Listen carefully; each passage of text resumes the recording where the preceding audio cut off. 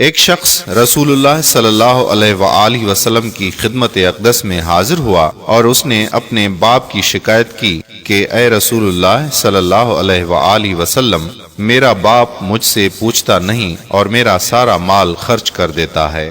آپ صلی اللہ علیہ وآلہ وسلم نے ان کے والد محترم کو بلوایا۔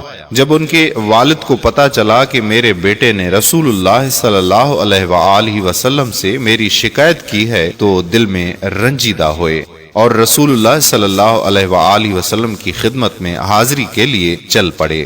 چونکہ عرب کی گھٹی میں شاعری تھی تو راستے میں کچھ اشعار ذہن میں کہتے ہوئے پہنچے۔ ادھر بارگاہ رسالت صلی اللہ علیہ وآلہ وسلم میں پہنچنے سے پہلے حضرت جبرائیل علیہ السلام آپ صلی اللہ علیہ وآلہ وسلم کی خدمت اقدس میں حاضر ہوئے اور فرمایا کہ اللہ سبحانہ تعالیٰ نے فرمایا ہے کہ ان کا معاملہ بعد میں سنیے گا، پہلے وہ اشعار سنیں جو وہ سوچتے ہوئے آ رہے ہیں۔ جب وہ حاضر ہوئے تو آپ صلی اللہ علیہ وآلہ وسلم نے فرمایا کہ آپ کا مسئلہ بعد میں سنا جائے گا، پہلے وہ اشعار سنائیے جو آپ سوچتے ہوئے آئے ہیں۔ وہ مخلص صحابی تھے، یہ سن کر وہ رونے لگے کہ جو اشعار ابھی میری زبان سے ادا بھی نہیں ہوئے، میرے اپنے کانوں نے بھی ابھی تک نہیں سنے، آپ کے رب نے وہ بھی سن لیے اور آپ صلی اللہ علیہ وآلہ وسلم کو بتا بھی دیا۔ آپ صلی اللہ علیہ وآلہ وسلم نے فرمایا کہ وہ کیا اشعار تھے، ہمیں سنائیے۔ ان اصحابی نے اشعار پڑھنا شروع کیے۔ آپ کو ان کا آسان ترجمہ بتانے کی کوشش کرتے ہیں، کیونکہ جو اشعار تھے اور جس اعلیٰ پائے کے تھے اور جو جذبات کی کیفیت تھی، ان کی صحیح ترجمانی اردو میں کرنا مشکل ہے۔ بہرحال اشعار کچھ اس طرح سے تھے کہ اے میرے بیٹے، جس دن تو پیدا ہوا ہماری محنت کے دن تب سے شروع ہو گئے تھے۔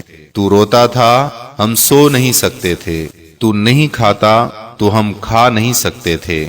تو بیمار ہو جاتا تو تجھے لیے کبھی کسی طبیب کے پاس علاج معالجے کے لیے مارے پھرتے تھے کہ کہیں تجھے کچھ ہو نہ جائے، کہیں مر نہ جائے۔ حالانکہ موت الگ چیز ہے اور بیماری الگ چیز ہے۔ پھر تجھے گرمی سے بچانے کے لیے میں دن رات کام کرتا رہا کہ میرے بیٹے کو ٹھنڈی چھاؤں مل جائے۔ ٹھنڈ سے بچانے کے لیے میں نے پتھر توڑے، تغاریاں اٹھائیں کہ میرے بچے کو گرمی مل جائے۔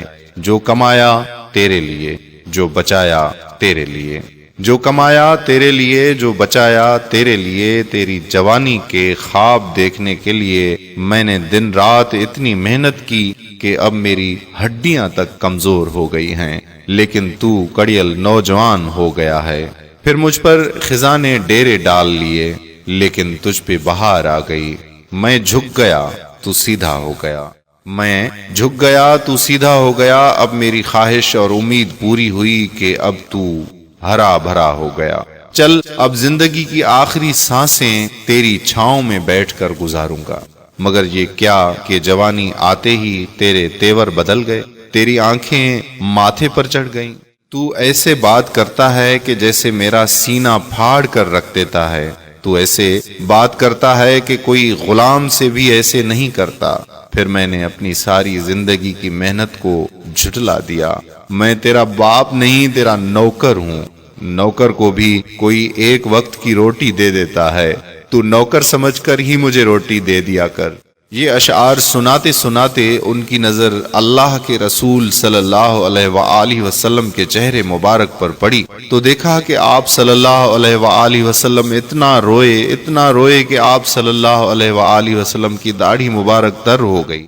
آپ صلی اللہ علیہ وآلہ وسلم جلال میں اپنی جگہ سے اٹھے اور بیٹے کا گریبان پکڑ کر فرمایا کہ تو اور تیرا سب کچھ تیرے باپ کا ہے، تو اور تیرا سب کچھ تیرے باپ کا ہے، تو اور تیرا سب کچھ تیرے باپ کا ہے۔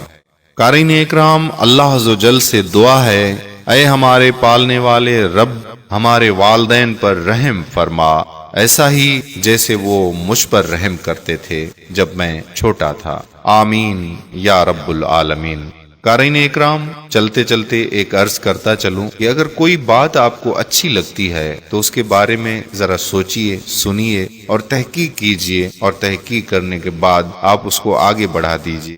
ہو سکتا ہے کہ آپ کے ایک شعر سے یہ بات کسی کے دل میں اتر جائے اور وہ اپنے والدین سے محبت کرے اور ان کا احترام کرے۔ آپ کو بھی اس جزائے خیر میں شامل ہونا ہے تو اس ویڈیو کو ضرور شیئر کیجیے۔ جزاک اللہ خیرہ۔ السلام علیکم ورحمۃ اللہ وبرکاتہ۔